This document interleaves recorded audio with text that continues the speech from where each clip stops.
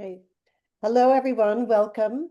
I'm Sarah Stewart. I'm with the Partnership of Historic Bostons, which, as you probably know, is um, a nonprofit, public history nonprofit looking at the 17th century in New England. We think we're the only 17th century focused historical organization in New England. And I am especially excited to welcome you this evening to a discussion about witchcraft, the other, understanding witch hunts, part one. And I'll explain that a little bit more in a minute, with probably the most well-informed, insightful observers of witch hunts that we can find in the vicinity of New England. So um, I'm just delighted, and I will introduce more fully in a minute, but for us to have Emerson Baker and Sarah, Jack, and Josh Hutchinson of the End Witch Hunts nonprofit, and Emerson Baker, of course, as you know, a renowned historian at Salem State. So first of all, this is a discussion. This is not a presentation as we normally organize them. It's a discussion just to open up the wider questions about witchcraft, because I don't know about you, but I have always had general questions. And no matter how much I read, even Tad's book, A Storm of Witchcraft, which has answered many, many of my questions, there's always still more to understand, and I still have more questions. So this is opening it up for just a discussion about it. So there'll be about 45 minutes, 50 minutes of discussion between Emerson Baker, Sarah, Jack, and Josh, and then we'll open it up to your questions. So as we go along, put your questions in the chat, and then they'll be picked up and conveyed to whoever, who, and make sure you're clear about who you're addressing it to. So if you have a specific question for Sarah and Josh, address it to them, or to Emerson Baker, address it to him. And I just want to say something about this being part one. So we thought really there are two sides to the witchcraft story that have a resonance today. And one is the kind of the way some people are singled out as victims and made a kind of an other and made an enemy. So how does this happen? Who becomes a victim? What motivates the accusers? And is there a profile among those people who become the other and then are victimized? How do we understand that process? And then part two, which is September 22nd, in 2 weeks' time, so you must come back, register straight away. That's about people who said no. So that's about how did the witch hunts end? Who had the courage to stand up and resist at some substantial risk to themselves, because people were then accused if they stood up for their spouse or their neighbor or so forth. So who had the courage? How did they have the courage to stand up and say no more? And how did that help to end the witch hunts? And what can we learn from that today? So stay with us for part two, but this is part one, looking at who gets victimized, how, why, what motivates the accusers. So I just want to say a little bit about the people you're going to hear from today. As you know, Emerson Baker is a history professor at Salem State, an award-winning author of multiple books and co-author of 6 books altogether on the history and archaeology of New England. The most recent one on witchcraft is this one, which I showed you before, A Storm of Witchcraft, which I can't recommend highly enough. We had a book club discussion of this book and people were riveted, loved it, everything good. So do read that right away. He's currently working on a book on the legacy of the Salem trials, which is another fascinating question, which we can also come on to next time. Sarah, Jack, and Josh Hutchinson, as I mentioned, are co-founders of a nonprofit called End Witch Hunts. And they are the only nonprofit in the country that deals with witch hunts today, because it's not only New England, it wasn't only Germany or Scotland or elsewhere, and it wasn't only in the past, and people still believe in witchcraft, and people are still persecuted for witchcraft today. So you also need definitely to sign up today for their 2 podcasts. You can get it on Spotify or Apple or wherever you get your podcasts. One is called The Thing About Salem. The other is called The Thing About Witchcraft. Is that right? The thing about, yeah, the thing about witchcraft. And I tell you, they're really worth listening to. So I hope you do sign up and keep abreast of what's going on in the witchcraft world. So without further ado, and I'll come back and tell you a little bit more about our other events at the very end. But I want to hand you over to Sarah, Josh, and Emerson. Here we go. Thank you so much, Sarah. And we really appreciate the work of Historic Boston's and yourself and your volunteers. I'm Sarah Jack. I'm a descendant of Rebecca Nurse Mary Esty and some other women who stood trial in the 17th century in New England. And we have our weekly podcast, The Thing About Witch Hunts and The Thing About Salem, and our nonprofit. And we are so excited to be back with Professor Emerson. We've had a chance to talk to him a couple times on our podcast, and we're ready for this conversation, aren't we, Josh? We're so ready. So thank you, everybody, again. And hello to everyone out there who's attending. We appreciate you taking the time to join us tonight. Yeah, if I could add, Josh, it's great to see so many familiar names and faces out there, former students, current students, colleagues, friends from literally all over the world, apparently. So that's very neat. So hopefully we won't disappoint you. Yeah, I took a peek in there too. I'm really excited about who's here with us tonight. Thank you, everybody. Yeah, and I just want to mention that Sarah and I've seen some in the chat about being descendants of some of the accused, and we're descendants of accused in Salem and also in Boston in the lesser known witch trials that happened before Salem. Sarah and I both have an ancestor who was accused and tried. So, and one other thing too, I saw a question about recording. This will be recorded, Sarah. I believe people who signed up for it will probably get notification of that. Yes, but even tomorrow. if you don't, within a few days, yes, it should be posted at the website under past it'll events. be on our website and on our YouTube channel. And I'll be sending out a link to everybody who attended, as well as a survey. So never fear. Great. Yeah. So even if you missed it and you're watching this on record, or you want to watch it again, watch it now, watch it later. I'm going to take a quick question here. I'm not descended from Anne Hutchinson. I'm descended from the Salem Hutchinsons, which include Joseph Hutchinson, who accused Tituba, Sarah Good, and Sarah Osborne, but then later defended Sarah's ancestor, Rebecca Nurse. So it changed his mind. So the other is a label people attach to those who are considered to be outsiders and threats due to some perceived difference in either qualities or behaviors. Tonight, we're talking about the treatment of people who were labeled as the other during the New England witch trials. And I said New England, we're talking about Connecticut, we're talking about Boston, we're talking about Salem. Professor Baker, when we look at the accused in New England, from Margaret Jones and Goody Glover in Boston to the victims in Salem Village, what specific characteristics led to individuals being othered and marked for accusation?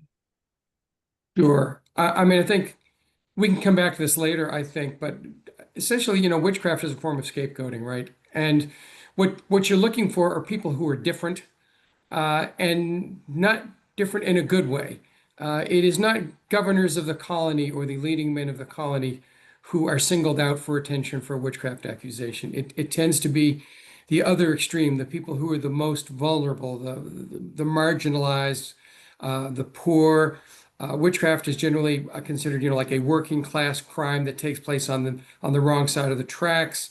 And also too, it's overwhelmingly women. About 75% of the victims of witchcraft through, not just in Salem, not just in New England, but throughout time and place, and I dare say even today, right? And though Sarah and Josh, you may have different take on this, it's about 75% victims are women who are accused of witchcraft, right? And there are lots of reasons we know for this, and unfortunately, in the early modern period, there is this very strong sense at the time of the inferiority of women. I always like to point out I have an amazing wife and two strong, wonderful daughters, so it really upsets me to even have to suggest such things. But in the 17th century, women were considered to be, the weaker vessel, somehow inferior to men, made from Adam's rib. So a lot of this is coming right out of the Bible, but there is this real sense of that women too were somehow not as strong or as smart or as capable of resisting Satan's wiles. And again, it's pretty rancid stuff to even say now, but I think we have to realize that witchcraft is largely a gendered crime and a crime of prejudice against those people that somehow there's something wrong with, right? Is that's I mean, we can go into a lot more detail on that, but I think that kind of covers it. Does that pattern hold today that you found, folks, in places in the world where people are still being extra legally detained and harmed for witchcraft? There definitely is with the women aspect. Somewhere, depending where you are in the world, 75 to even 95% of the victims are women in parts of India. There are some regions in Papua New Guinea where men are targeted specifically, because it also goes back to the patriarchal norms. They're the ones who can have power in that viewpoint. It's the men who can have the witchcraft power, and women are inferior and can't handle it. But by and large, we see that it's women that are accused, even though children get accused, and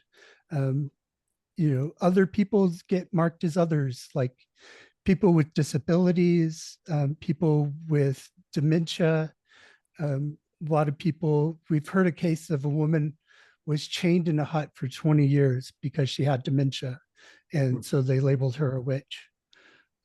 So it's definitely a lot of the same thing. It's incredible because you just gave the round up the usual suspects, as like as in Casablanca. I mean, if we look at some of the people who were accused in New England in the 17th century, that's exactly what's going on. We're talking about people like you mentioned Goody Glover in Boston, who was accused and eventually executed in 1688, and here she is, the poor Irish washerwoman. We don't even really know her first name. She referred to as Goodwife. That's how kind of anonymous she was. And but not only so she's foreign. She's Irish born. She's poor. Her native tongue is Irish Gaelic. So she doesn't even speak a lot of English, though she understands it apparently reasonably well. But again, the fact that she would have been Irish born and raised, that means she would have been raised as a Catholic. She wouldn't have been practicing in Boston.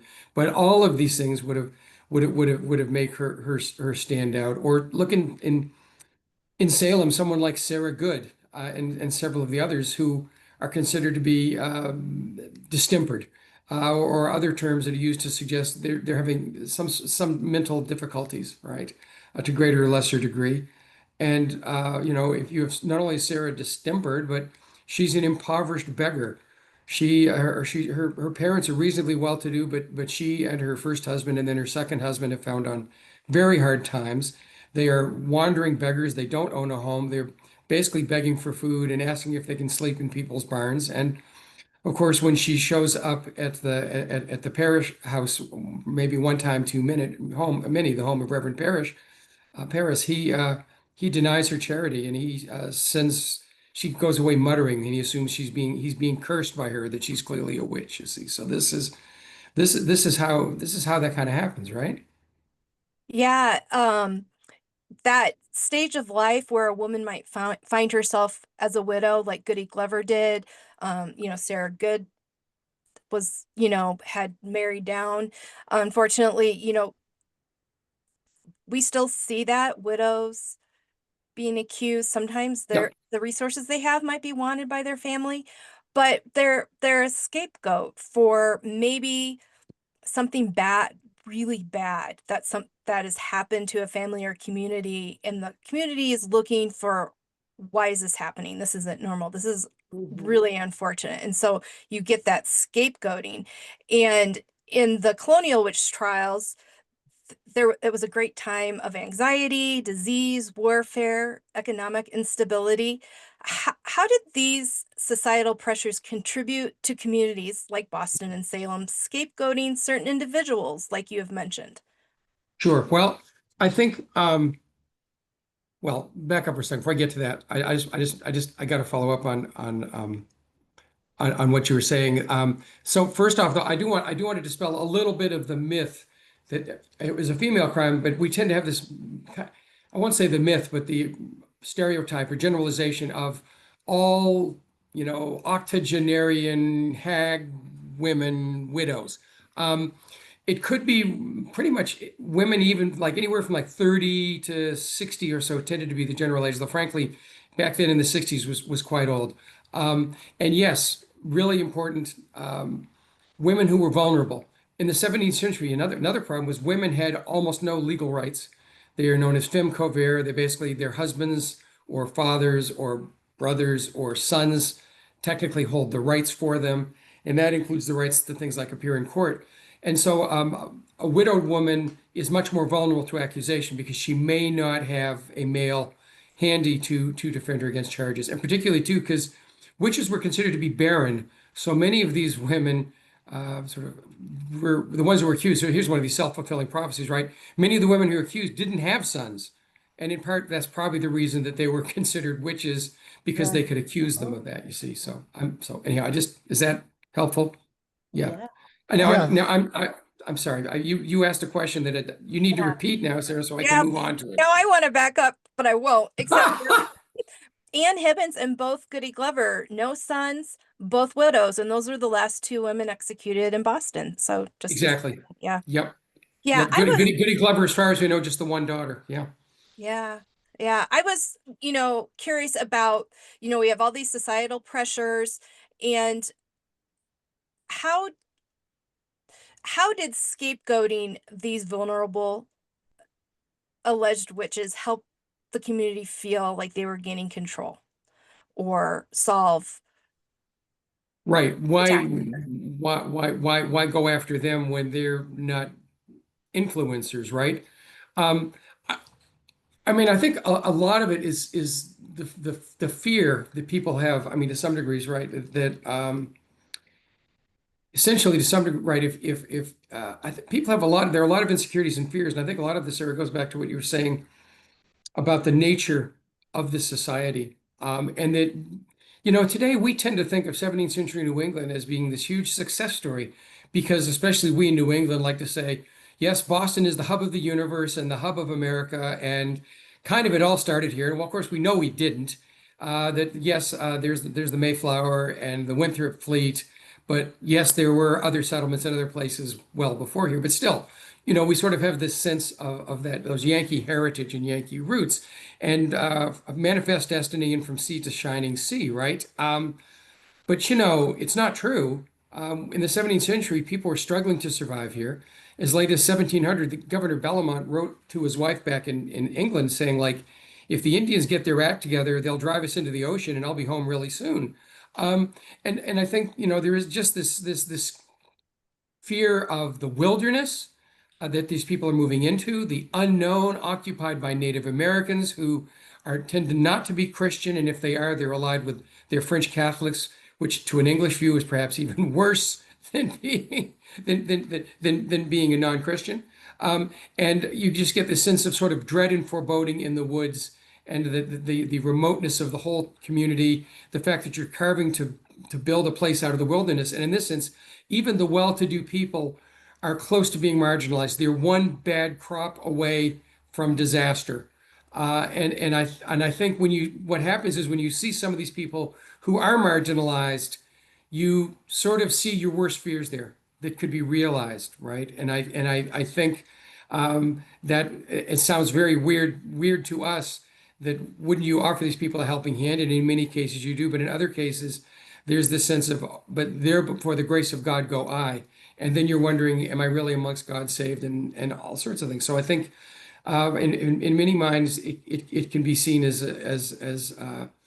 just kind of a grim reminder of what things like might be for me. Does that make sense? Yeah, and talking about crop failures, I just want to point out that's a consistent reason for witchcraft accusations that we see in Europe well before Salem. We see it in today's accusations as well, where Yeah. somebody might actually be killed because their neighbor's crop doesn't come in. Yep. So yeah, same thing. And in fact, I highly recommend Wolfgang Behringer's book on global book on global witch trials and witch hunts, and he looks at all parts of the world throughout all time periods. But he says the universals, at least particularly in agrarian pre-modern societies, or frankly agrarian societies today, even, which is one of the issues in some parts of the world where there are witch hunts. He sees two key factors. One of them, the key one is horrible weather. And coincidentally, he's also a historian of weather, right? But if you have terribly bad weather in a society that relies on traditional farming, crop failure is disastrous and is going to lead to famine, may lead to starvation, is going to lead to financial problems, inflation, and is one of the key linchpins that he sees here. The other one, by the way, is a weak government. And we can talk about that maybe more too. But so yeah, there's all of these factors come into play. And by the way, the one really good book on this that I should mention that gives this sorts of, I think, the sense of foreboding and fear is Malcolm Gaskell's The Ruin of All Witches, which is an award-winning book. He's a wonderful English historian and expert on English witch hunts, who actually wrote this book on the Parsons, Hugh and Mary Parsons in Springfield, when they're accused of witchcraft in the early 1650s. And he just does this wonderful job of this deep sense of foreboding, particularly a place like Springfield, which literally was in the middle of nowhere in the 1650s. And there are wolves out in the woods. And when strange things happen, you don't know who's doing it or how to explain it. And there is that sort of underlying sense of dread that's in this world, and not knowing if this is Satan's work or if this is God's work and he's just angry at you, or what's going on or how it's going to all end. And there's no sense that, like, yep, don't worry, it's going to end with the United States and America and good old American exceptionalism, not even on the radar screen. Yeah, so let's talk about the authorities' role in expanding the authorities, the judges, ministers, magistrates, obviously played a crucial role in the trials. How Yep. did their legal interpretations, like Yeah. accepting spectral evidence and Yeah. their interrogation techniques, actively shape and intensify the othering of accused individuals? Yeah, I mean, we're talking here in large part, when we talk about spectral evidence, about invisible evidence. And whereas Cotton Mather would title his book on the witch trials that he wrote in 1693, this horrible defense of the government, which was sort of patently false, it's wonders of the invisible world, right? And this is that huge invisible realm of these things like ghosts and witches and sometimes Satan, though oftentimes Satan will appear, right? But the invisible harms that they can perform, where they don't have to be near even. They could be dozens, if not hundreds of miles away, and cause these harms which are invisible and you won't even see their ghost or specter. But maybe we probably need to explain that a little bit, because if people are wondering this big thing about spectral evidence, what is that, right? Because this is the lead thing. This is what makes Salem so virulent, is the fact that people are, the government, the judges, and the ministers, well, to a lesser degree, are willing to accept spectral evidence. Everybody who is accused in Salem are first accused on spectral evidence. And what spectral evidence is the idea of that a witch will produce a specter, a ghost, or a spirit, and use that to harm people, using the power they get from Satan to do this. And unfortunately, the specter is only visible to the person being harmed. So to us, it sounds patently crazy, right? That they would wait a second, and you could see someone in front of you screaming that they were being hit and pinched by John Proctor, and you all know that John Proctor isn't even in the room; he's probably home at his farm. Yet that's an acceptable bit of evidence, and I just like to point out too, it's acceptable evidence by the standards of the day, not because these people were stupid, not because they didn't have legal training, because the judges were not lawyers, but over half of them went to Harvard. No Harvard jokes here, please. But but still, they were learned people who had experience in judges. And the problem is with spectral evidence is that it was acceptable back then. It's witches are in the Bible. They are real. This is not superstitious. And we know that witches can produce specters with powers they get from Satan. Satan gets his power from God, right? And so this is all too real. And even if you can't see it, it's probably real. But people in the 1600s don't. There's an argument over in 1692 even, right? Because, and it's not, again, it's not over like, is it real or not? It's like, yes, but Satan's the great trickster. How about if he's using someone else's specter, like John Proctor, even though John is a good, honest Christian, and using that appearance of that specter to harm people? And then it's going to get John Proctor accused of witchcraft. So that's like a 2-for-1. You harm people and you get John Proctor in trouble, right? So I'm talking probably going into too many details, but what's important is that so much of this evidence is in fact invisible. And I think the other thing to think about here too is, our minds are incredibly powerful things then and now. And that invisible world, we tend to fill in the blanks with our minds, right? We imagine the worst. When there's that old line about horror movies is don't show them the monster, right? And so to some degrees, if the evidence is invisible, not only is it almost impossible to combat in court, right?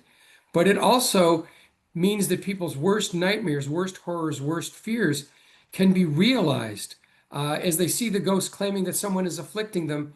Everyone has their own horrible vision about what that looks like. That's probably maybe even worse than what the girls are imagining. So I think that's really devastating to many of these people who, it's like, how do you argue against negative evidence, right? You can't do it. Or Right. and so again, it's real. So that's a problem. Yeah, and you mentioned Cotton's authority through his writings. In that book, the victim or the convicted that he mentioned were some of the most vulnerable of the accused. He left out, the more unexpected accused. Yes, I mean, because that's why his book is a sham, right? Because he was using it as a defense of the witch trials, and it was immediately when it was written and published, it was immediately sent to the king and the queen, and the governor was going, look, see, some people have been executed, but they've all been witches, and here's the proof from Cotton Mather. But in reality, as you say, he cherry picked the 5 most, shall we say, extreme cases of the most stereotypical people who were witches. And he doesn't pick on the other people who are accused of these invisible crimes who are more respectful. And I mean, sort of the classic example there, one who I'm sure we have descendants in tonight is Rebecca Nurse. Here's a woman who is in her 70s. She's a beloved grandmother. She's a Puritan saint, believed to be a very devout woman, elderly, having trouble hearing, but attends church regularly. So, okay, well, why would someone pick on her? Well, again, how does she look different? Well, she may be a good Christian, but guess what? She doesn't belong to the Salem Village Church. She keeps her membership with Salem Town Church, that is downtown Salem. Again, for those who are new to this game, Salem Village is today the town of Danvers, and that's where most of the action takes place. And we're talking about the other church being in what is now downtown Salem, which we historians sometimes refer to as Salem Town, the more sort of mercantile, port, bigger population, but also where the first church is founded in 1629. And even worse than that, perhaps. Okay, she's a church member, but why did she and her husband, why did they take in as their ward this poor orphan Quaker boy? And well, the answer was because he needed his help, and his parents were friends of the nurses. But wow, they seem like good Puritans, but why haven't they joined our church? And even though this was long in the past, by 1692, what do they got with Quakers? Because we all know that Quakers may be in league with Satan, because how else could what the Puritans considered to be such a dangerous and strange religion, which again is laughable to us today, how else could that faith grow? They must have help from Satan, right? So unfortunately, the invisible evidence can hit you. ultimately, even accusations are made against Increase Mather's wife, the leading minister of the colony. She's married to Increase. She's the daughter of Reverend John Cotton, another great Puritan divine. But Maria Cotton Mather gets into trouble, as does her friend, Lady Mary Phipps, the wife of the governor. So, and that's the thing, when you have an invisible threat, anybody can be a victim, right? And I think once in July 1692, when Rebecca Nurse has her trial and is convicted, actually after the jury initially determined she's not guilty and then comes back thanks to Judge Stoughton, I think people begin to realize, oh my gosh, any of us could be next, right? I mean, and again, that's that sense of witch hunt that I think transcends time. Who's next? Could be any of Yeah. us. And you're really demonstrating how there are regional differences that will pull out who's another here and who's another there. And it kind of we haven't really talked about Andover, but like the other thing that happened there was a little bit different than how it started out. Yeah, yeah. I mean, fortunately, there is a good book on Andover that I highly recommend. We can maybe put in the chat. But it's Andover gets overlooked because the Salem witch trials themselves are so extensive. People don't realize that there's a whole Andover phase, and that most of the people there actually do confess and accuse their friends and family, well, and neighbors. One case, one granddaughter accuses her mother and grandmother of being witches. And again, the stereotypes sort of grow, but also sort of morph as to who they pick, and also how Satan tempts people. And I'm glad there's Richard's book on Andover, but frankly, there's room for more in that sphere too, because there's a lot there that we just won't get to tonight, will we, folks? There's so much to unpack. Yeah. Take hours. So where are we? Josh, I think we kind of covered the 4. If you want to, do you want to move to 5? I wanted to touch on something in this question here. We talked about how there's different communities like Salem Village and Boston and Hartford, all around New England. What would have been the differences in who gets accused in a place like Boston versus who gets accused in a place like Salem Village? Well, according to most of the people who've looked at this, and I just want to point out there are a lot of really good historians who've studied the witch trials, and particularly the non-Salem. There's a whole different sort of cast of characters that have studied the non-Salem characters. The most recent book I recommend on that is Detectable and Wicked Arts by Paul Moyer. It's quite good, and he has a section in the book where he talks about the victims, and what he finds is whether it's only 1 or 2 people accused at a time or a witch panic, one of these larger activities, the profile of the accused looks pretty much the same. There may be some treatment of some other things, but so in that sense, the same sorts of groups of people we're talking about tend to be accused. I think it's interesting. It gets to the point, and maybe this gets back. We're going all over the place here, but it's the nature of this, I guess. Getting back, you talked about the magistrates and their role. One thing that's really interesting is when you get to these larger panics, which would particularly in New England take place in Hartford in 1662 to 1604, Salem, of course. And then the other really big one is in East Anglia in the English Civil War, 1645 to 47. In all 3 of those, to greater or lesser degrees, you have witch hunters, as they are called, right? And that is basically people in an official status or quasi-official status, or assuming an official status that they may not have, to kind of talk to the suspects and try to see if they can coax out confessions. And this is particularly the model for this is East Anglia with Stern and Hopkins, of course. Hopkins known as the Witch Finder General.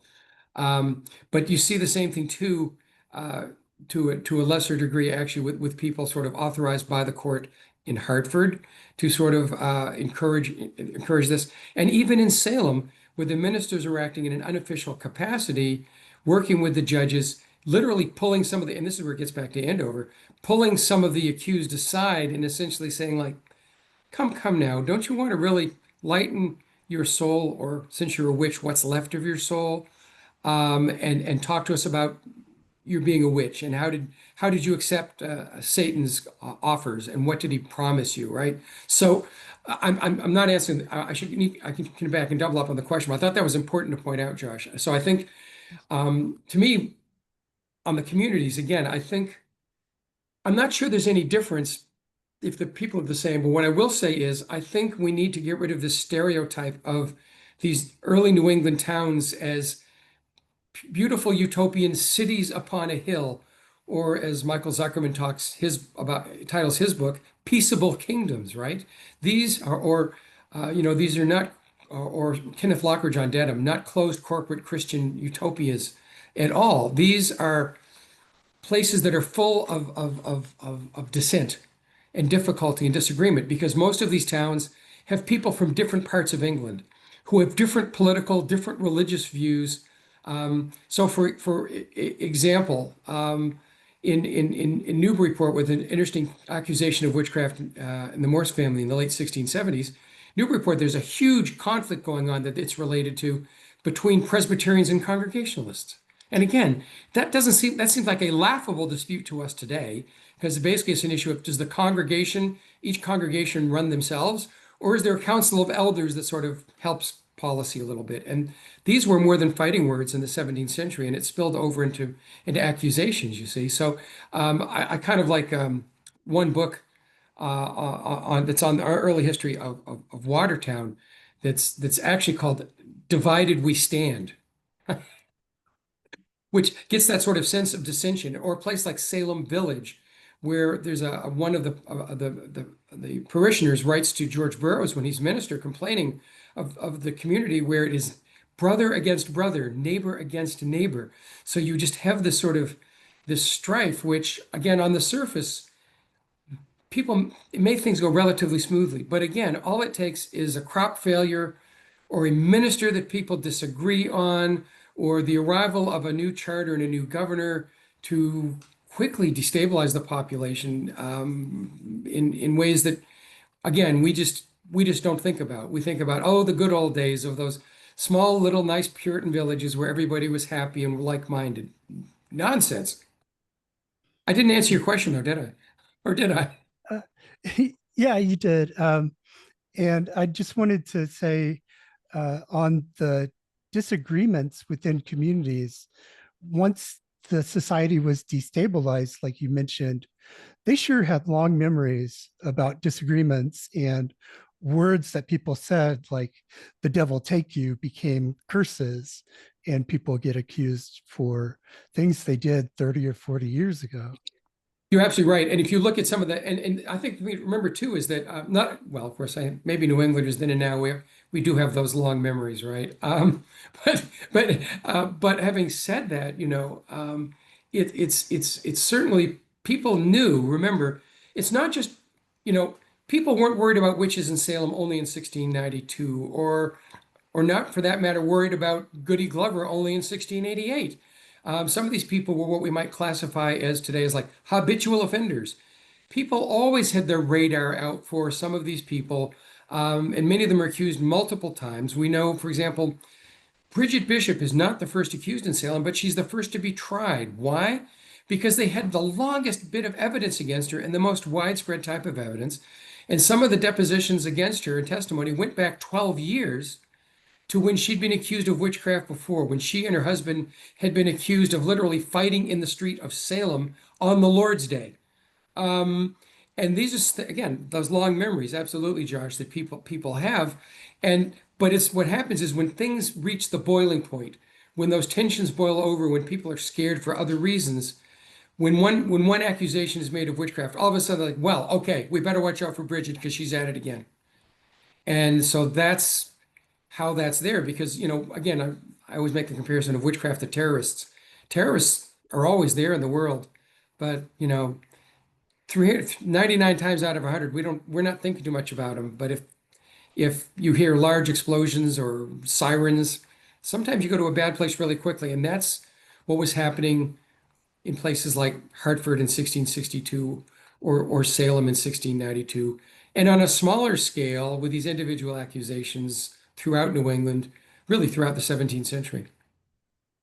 And I was just thinking how with Salem and with Goody Glover and some of the other trials that come to mind, you've got these children that are being harmed. And those children are this future that's looking really shaky for everybody.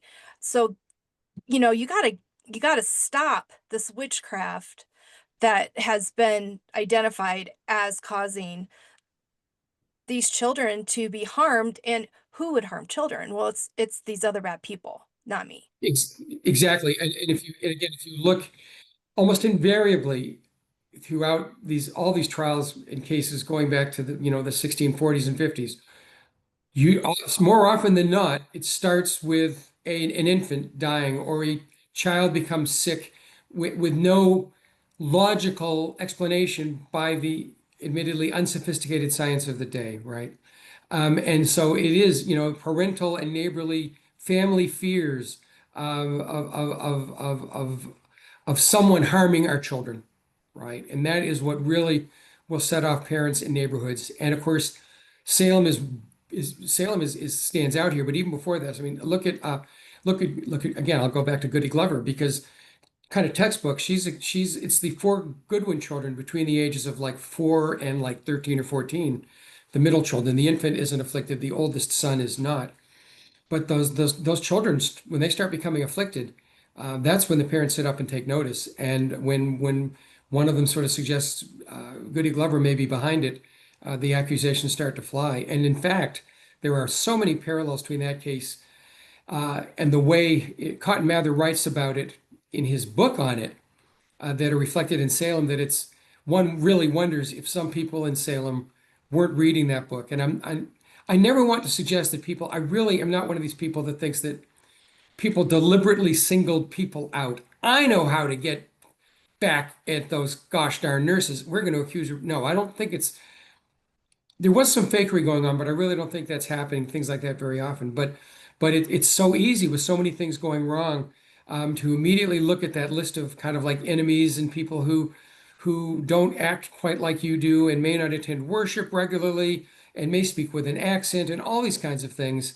And so it's clearly one of them people that's harming our children. It can't be the good members of the church, right? But you're absolutely right. And there actually is a relatively recent book that came out about a year or so ago that's literally on the role of women in the witch trials and our children in the witch trials in Salem. And it's something that, it's so rare for children to be allowed in court even, right? And this is extraordinary in Salem. And I think it speaks to how concerned people were over the future of their community, not just because would they be here and survive the attacks of the French and the Native Americans going on during King William's War, but look, what's going to happen to our children, right? So many people that we've interviewed for the podcast have centered in on the children, and an injury or illness that a child gets easily leads to you thinking, oh, who have we been arguing with lately that could have done this? Because surely a witch did this to them. And we even saw that in Haiti, unfortunately, last fall. There were some 200 people were executed in the streets by a gang because the gang leader's son had died. In this way, I clearly, these accusations are revealing people's worst fears, right? Over that precarious circumstance, particularly, over their children and their future. That's when the accusations get very serious. I think the other two is like again, but it is also the other extreme. It is those vulnerable populations, right? The same thing too is when often elderly people in good health, supposedly good health, who have what we would recognize as a stroke or Rebecca Nurse is accused by her neighbors, the Holtons, after an argument over the Holtons' pigs getting into the nurse's crops because the Holtons weren't doing the neighborly thing and tending their fences. And saintly Rebecca Nurse gets rather upset with them. And a couple days later, Mr. Holton probably had a stroke. And maybe he was stressed out over this, but again, guess who gets blamed for that, right? It's Rebecca Nurse. So it isn't just, of course, it isn't just children. And again, the other thing too, I think to point out is, folks, is that it's not just spectral evidence. It's not just invisible evidence. Witches can harm in so many ways. They can cause ships to sink at sea. They can destroy crops. They can cause lightning to strike houses. They can cause cows to drop dead or stop producing milk, which can be equally disastrous to a family as to have a sick infant or an infant who's not well, right? So it's a lot of these subtle ways where if you're, if you only have one cow and you lose that cow, you're not gonna have any food to feed all your children, right? So it gets back to this again, this unsettled nature of the times. And I was just thinking how it can swing the other way to extraordinary women, because we definitely have cases in colonial America where those gals are just had it together too much. Connecticut. Yes, Is it Catherine Harris or Catherine Harrison, Josh? I always get it. Harrison. Harrison. Harrison. Catherine Harrison. Harrison. Her bees listened to her. Her cows came to her. That's one example. But then much later in Vermont, there was a witch trial. There's a little bit of historical record around it. We don't know a lot, but she was referred to, her name was Margaret Krieger. She was referred to as an extraordinary woman.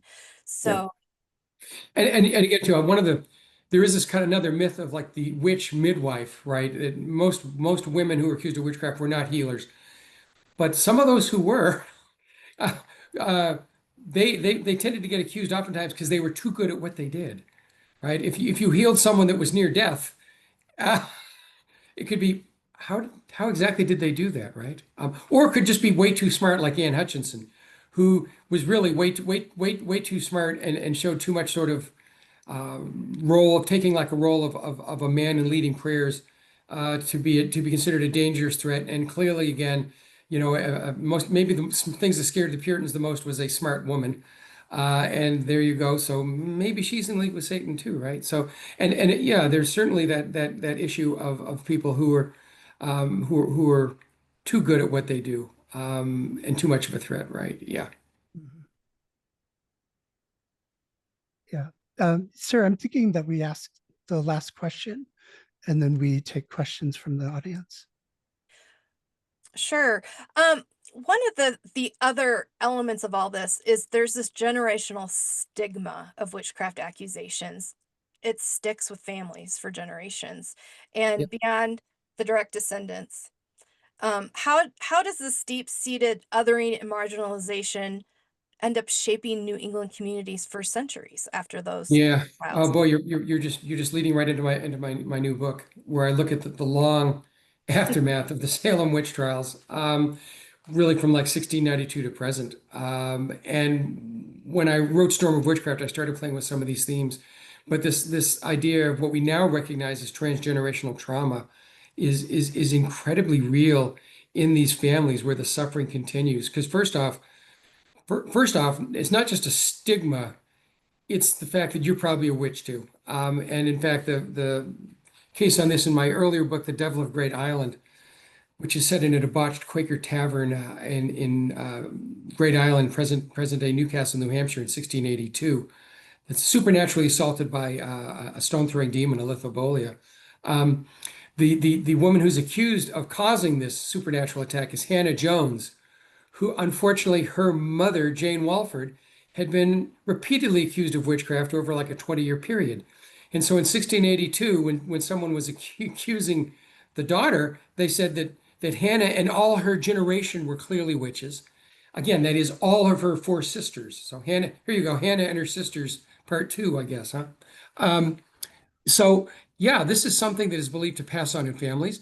And even if it doesn't, the stigma is there and it stays. And what amazes me is families continued, the victims' families continue to do poorly for generations. And there are, in the 1730s, there are a couple of ministers, actually one in Framingham, another in the next neighboring town of Sudbury, Framingham being a place where the largest population of victims and their families moved out of Salem into in the 1690s, particularly around the Salem end, the western part of Salem, the town sisters and their families.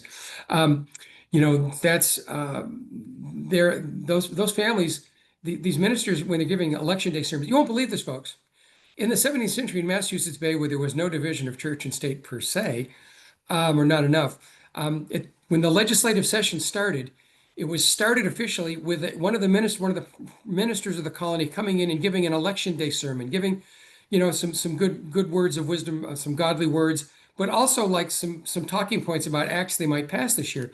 And these two ministers are both talking about the fact that, look, the families of the victims of the witch trials are hurting. This is 40 years later. We're talking 2-3 generations out. These people are hurting. And again, and if you don't, if you find that hard to understand, all you have to do is think about the issue of slavery and reparations and how that sticks, right? And that you become economically disadvantaged. You're more likely to have all sorts of traumas. And this is absolutely something that's passed from one generation to the next.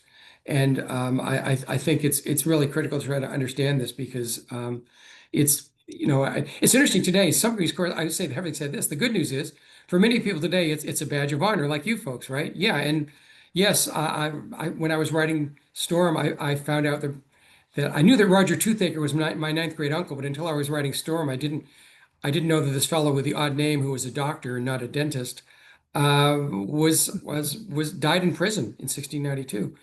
So I think in some ways maybe it's helping spread the word today, the fact that we do have descendants who are sort of helping to carry that effort forward now, that effort for restorative justice, right? Over 300 years after the fact. But I could go on for hours on that, and you probably don't want me to. And frankly, neither does my editor because there's still a lot of book to write.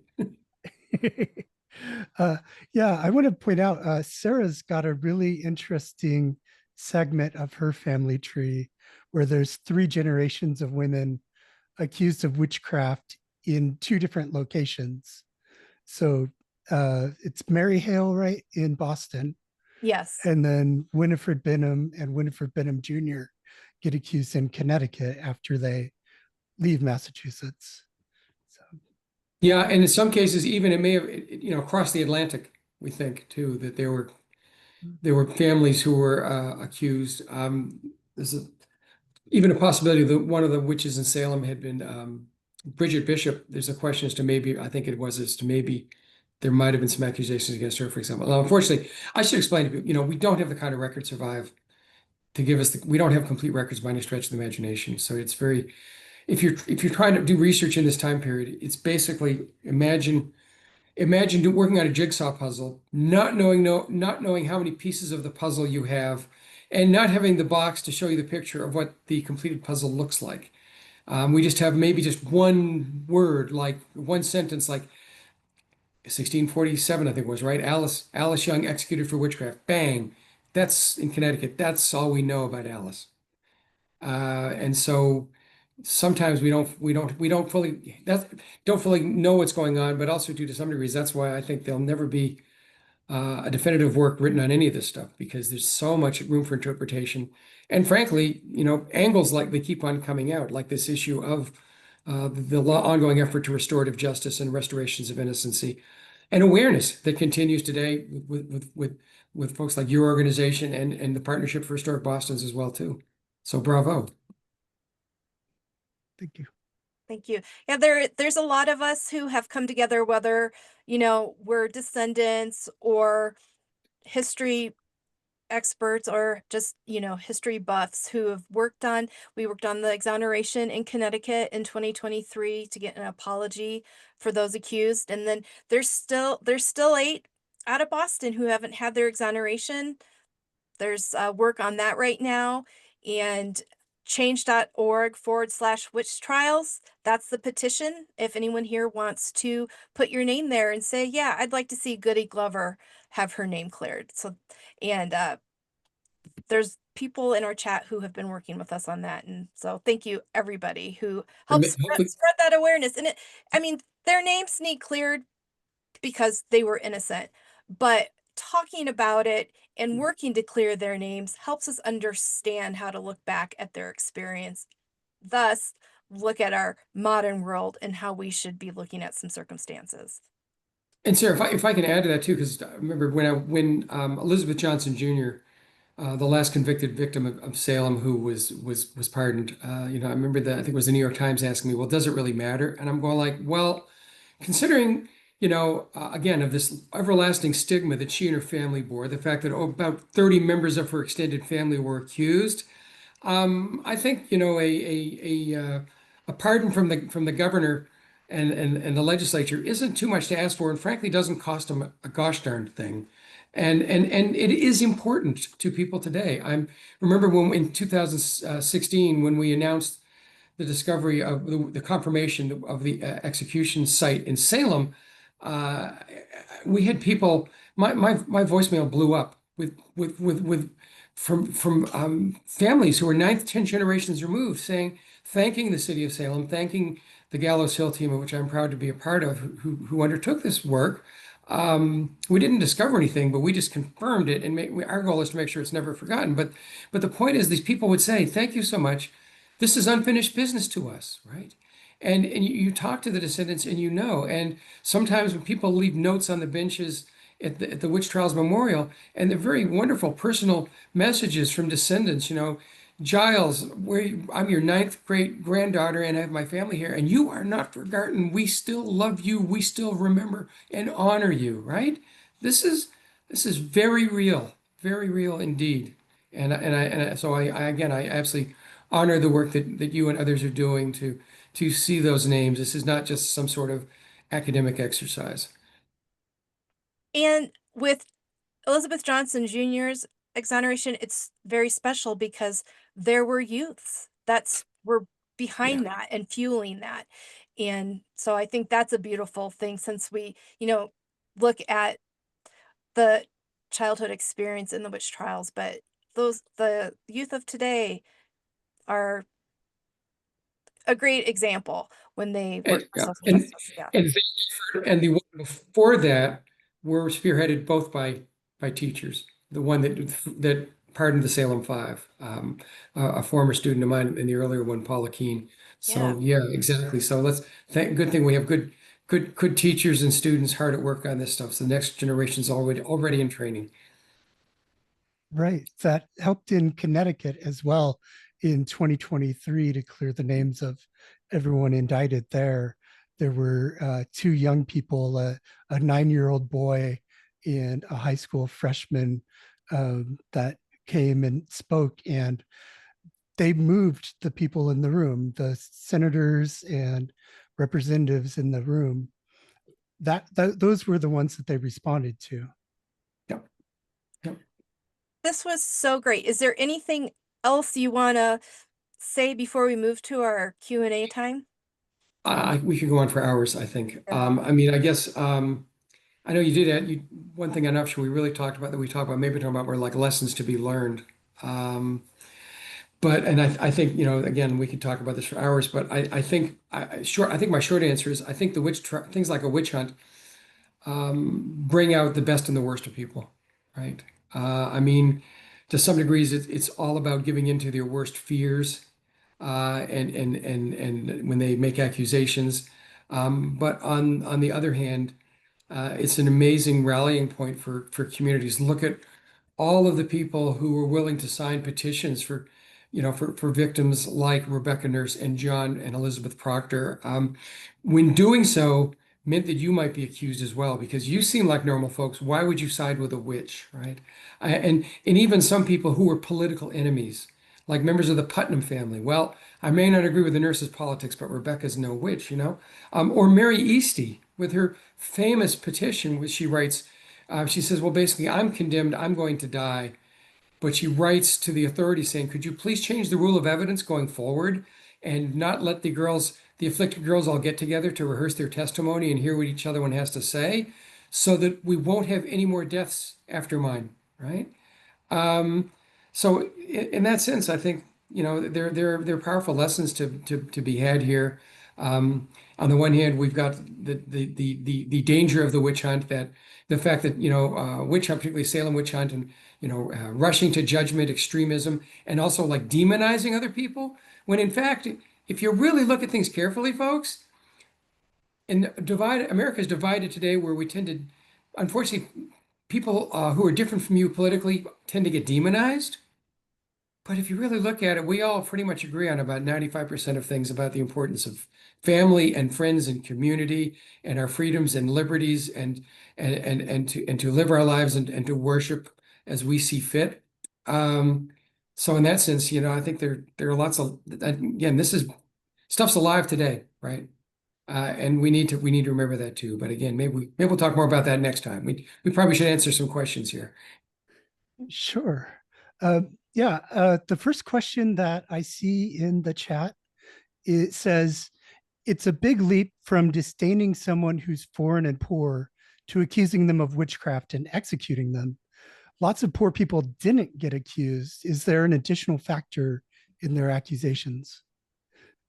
Well, in some cases, I think in Salem they might have eventually. um, I think it's usually, again, it's really hard for us to say, but I think it's people who probably stand out for more than one reason. Usually there are sort of multiple factors. This is not just a war on the poor. If you're a sort of a relatively typical, don't stick out of the crowd sort of poor person, kind of keep your head down and attend worship on a regular basis, you're probably safe. If you somehow stick out for some reason, then yeah, you're more likely to get in trouble. So for example, if you're a poor person, but you don't get into any street brawls or into cursing matches with your neighbors, you're probably safe. This is not just a wealth thing, because particularly in Salem, which is the really weird case, right, where things climb up the ladder, right? Or as Wolfgang Behringer points out, one witch hunt, I believe, in late 16th century in Germany, where they basically start accusing all the merchants of being witches, who basically drive their golden coaches off to their witches' coven. So again, I don't want to draw too fine a stereotype on any of this stuff. What about women who didn't have family inheriting their land or their belongings? Yeah, that's there's been a lot of work done on relationships between property and inheritance patterns.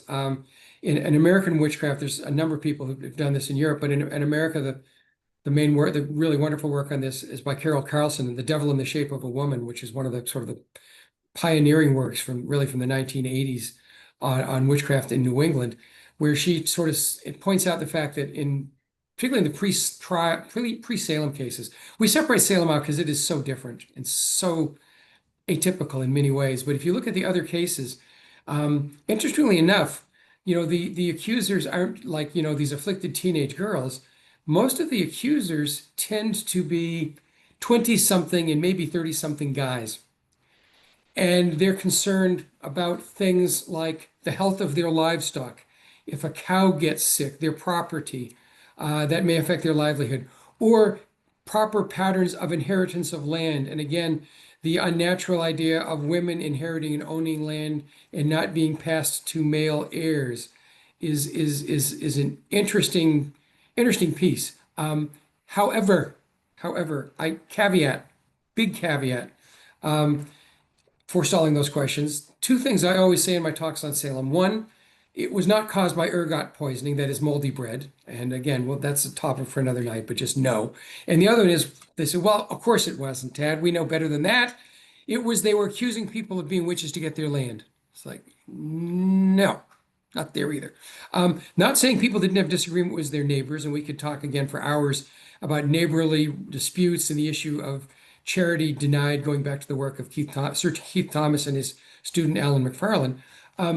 But really, there were no finder's fees for accusing people of witchcraft. But again, as with everything, there's a kernel of truth there, right? And in Salem, the kernel is, in 1692, Massachusetts was asked, as under the new charter, to essentially rewrite their legal code, making laws that were not repugnant to English laws. And So really during, as far as we can tell, and it's never written down anywhere, it really sounds like Massachusetts was working under English common law in 1692. And under English common law, um, convicted felons or fugitives accused of felony, their wealth could be seized, their property, their real estate couldn't be seized, but their land, their cattle, their cash could. So people saying, see, they were doing that to get their land. Well, yeah, but like then and like on every April 15th, it's the government that wins because the only person that benefited from someone being accused of witchcraft was the government, the crown, right? And they would have gotten any seized assets, though we can talk about Sheriff Corwin, who seemed to have some very sticky fingers in this process. So that again, like people might have envied their neighbors, might have had property disputes or fence disputes, but and it wasn't like they were saying like, okay, if I can just accuse that Rebecca nurse, then I'll get her farm. Not so much. They might have be envious of the fact that the nurses somehow seemed to miraculously get one of the largest farms in the region, and not being wealthy people. But that's again different. Does that at least help on that? And again, these are long, complicated questions of the relationships between property. And again, I think too, Sarah, I've heard really interesting talks, actually really good documentary about case of South African witchcraft, where basically grandchildren are suing grandma because she hasn't died and hasn't passed on the land to us, right? So she's Yeah. clearly a witch. Yeah. Yeah, we see that in lots of regions across India where inheritance and land is a driver for killing widows in the name Yeah. of witchcraft fear.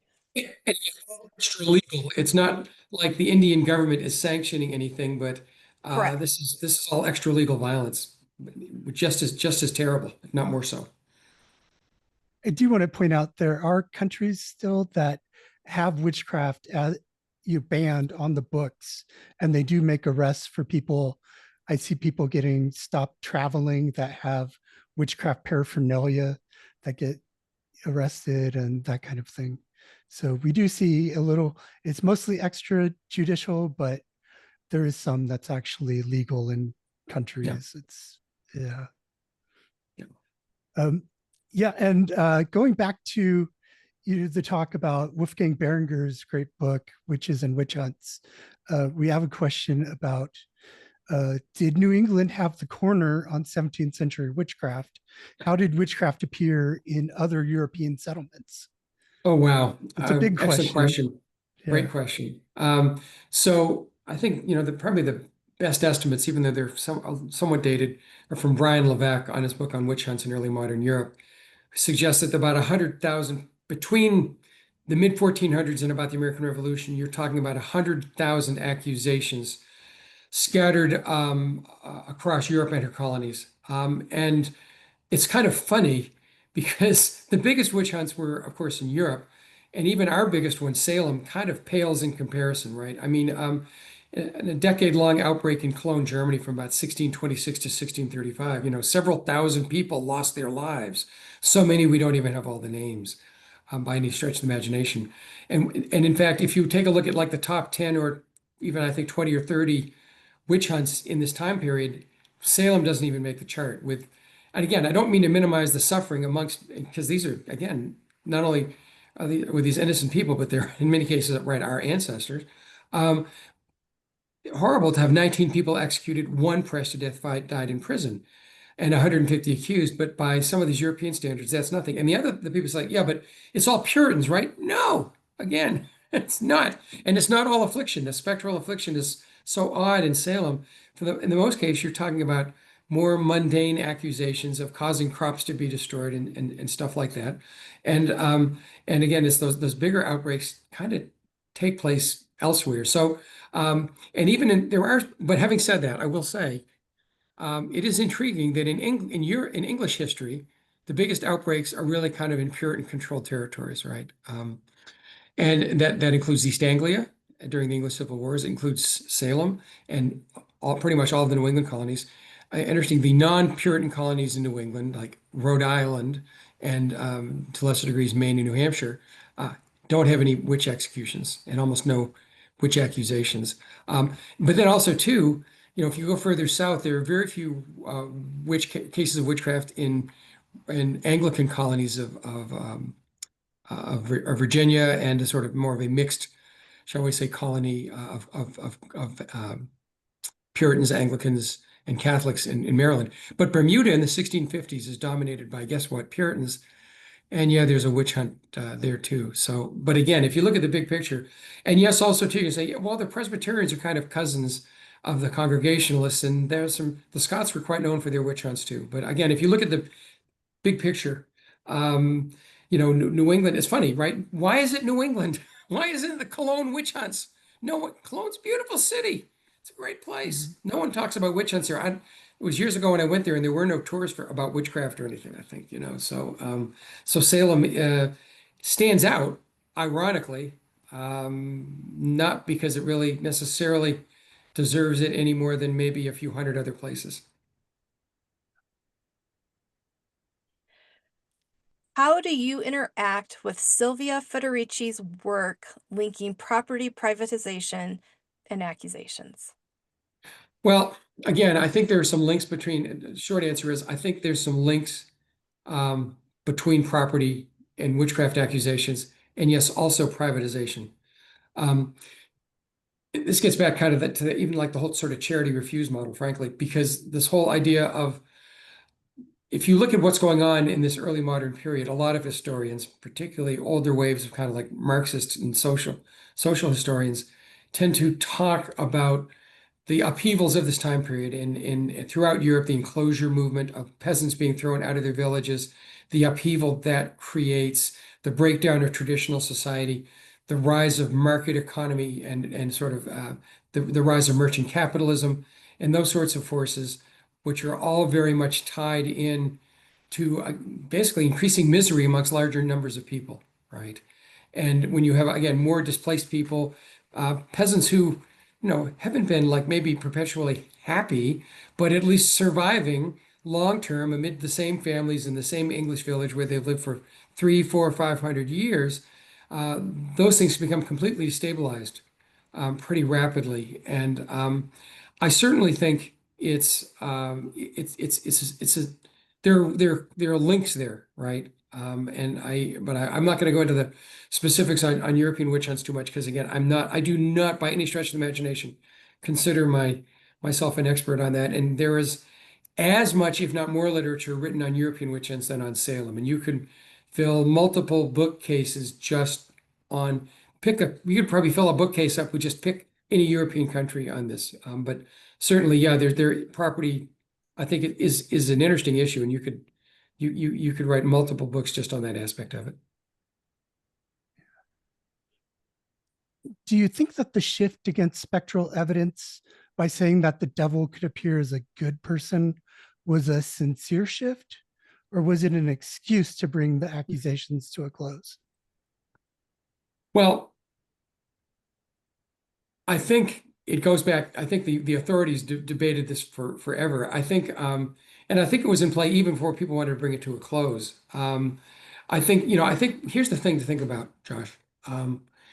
In witch hunts in particular, in these witch panics, these larger cases in particular, and in the mid to late 17th century, Satan is a clear and present and very real danger, right? And I think what happens is in the 18th century, to me, one of the major factors is in the 17th century, people fully expected that Satan could take corporeal form and walk the earth tempting people, and that he could knock on your door in some guise as a nice person or someone who wants to give you something, and could then tempt you and trick you and your neighbors, and woe is you. And this is a particularly strong element, again, in places like Salem, right? And also, too, in Hartford, and also in East Anglia, in these bigger witch hunts, where they're going, okay, it's almost like a checklist. Okay, Satan tempted you. What did Satan look like? How did he dress? How did he tempt you? What did he offer you? What did you say? In Salem in particular, by the way, you get to the point where this kind of obscure element is taken over by the Puritans, the devil's book. Did you sign a contract? And of course, Salem gets rolling when they ask Tituba this, and she says, well, yeah. They say, how many other names? There were 9. Wait, all of a sudden we have a big witch conspiracy, you see, right? So I think a lot of this, a lot of the issue in the 17th century is in the early 18th century for, I guess, some major sort of theological reasons, having to do with I think basically the some changes in Protestantism in particular, and again maybe the beginnings of rational religions in some small ways. And again, I don't pretend to be. There are probably other religious historians on here who are much better at this than I am. Um, it seems that Satan all of a sudden gets banished back to hell, right? He's no longer going to knock on your door. And I think that's really important. And again, the best book on that, Elizabeth Reese's Damned Women, is brilliant. And I always assign it in all my graduate classes, where she does a really good job, much better than I can, of laying out this transformation where Satan becomes very real, but is no longer this clear and present danger that could knock on your door at midnight, right? So I think that's part of it. I think there are a lot of things going on, but I think the one thing we can't say, we want to make sure, is it's not just like, well, the age of reason struck and we stopped people, the witch trial stopped and stopped people believing in witches. Because I think the other piece of this is the real thing that happens is that at the end of the Salem witch trials, Increase Mather, when he writes his book, he basically says, problem is, we know they're witches. They're in the Bible. They're real. We executed some here in Salem. But we can't prove beyond reasonable doubt, right, that these people, that a certain person is a witch. And so he says, basically, better that 10 people, 10 witches live than one innocent person die, right? Because the rules of evidence, not just over spectral evidence, but other pieces as well, are so clouded that you cannot, beyond a reasonable doubt, convict, right? And again, spectral evidence is a piece of that, but I think that, there's other things going into that decision too. Because, and the thing is, people don't stop believing in witches, right? I mean, people are using counter magic in their homes, which again is another whole talk, for another 100, 200 years, right? And why do they do that? Because they know they can't start a lawsuit and have someone accused of witchcraft. They have to take their work into their own hands. So they put some a horseshoe over the door, take other, of the sort of the home security system of the 18th century is a hexafoil or a horseshoe or something like that. But these beliefs continue into the 19th century, right? So I think it's in particular increasingly folk beliefs, right? And that there's a whole conflation between the high church authorities and officials, popes, kings, ministers, and the general folk who say, well, little folk magic isn't going to hurt, But that's a whole topic for another night. Was spectral evidence not less acceptable under England law during the same period? Was spectral evidence not as yeah. It was not. Generally, again, by 16, it's used in very few cases, and it is a really late extreme example of it, but not unique, by any stretch of the imagination. There are similar sorts of spectral afflictions that are actually used, like in Scotland, I think actually in the late 17th century, and even in Northern Ireland, the Island McGee witch is 1711. You have it being used now. Again, most in English jurisprudence of the day, most of that would have been dismissed, but it hadn't been completely ruled out. And even the real problem in Salem is that they ask the minister's advice on this, and the ministers kind of waffle, and they say, "Yeah, it's not great. Don't convict on this stuff." But then they also are deferential to the judges and say, "But you guys are doing great. Keep it up." It's like, no. Say it. Spectral evidence is by English law, there are only two ways that supposed to convict someone of witchcraft, right? One is a confession, right? How do you get someone to confess to something they haven't done? Well, maybe some mild judicial torture or other kinds of pressure, or you swim the witch, or you keep them up like they did in East Anglia for days on end, sort of prodding them and keep them awake and waiting for their familiar to show up until they'll basically say anything, whether they mean it or understand it or not. Or if you don't have a confession, how about two eyewitnesses testifying that you've carried out an act of black magic. And if we all agree that black magic wasn't real then or now, that is, that someone is in league with Satan and can use Satan's awesome powers to harm, destroy, and kill, wasn't true then. I hope it's not true now. It was hard to get people in the 17th century even to agree to this, right? Which is why they start in Salem. They're so desperate for convictions. They're so concerned because of this huge storm of witchcraft of so many reasons, so many things going bad. We know Satan's here. We just need to find enough evidence to convict people. And that's when justice goes off the rails. But that's also why, Salem in that sense is one of the last great witch hunts in English history, because it really runs counter to English law and really counter to Massachusetts law. And the other thing too, Josh, too, that you say about what brought it to an end. In the fall of 1692, of course, even Massachusetts changes the law, and Governor Phipps insists that we have to do something with all these people still in jail and try them, but we're not using spectral evidence at all anymore. And that's the big difference. Yeah. We get really bogged down in legal history, folks. I'm sorry if we're getting boring. Is there any evidence of accusers recanting their testimony in Oh, later boy. life? Well, in later life, how about immediately? Samuel Wardwell pleads guilty probably initially to help save his wife and daughter, who are also accused. But when he's actually brought before the court for trial in late summer, he says, I can't do this. I'm not going to sign this confession. I'm not a witch. At which point they say, fine, go ahead, plead not guilty.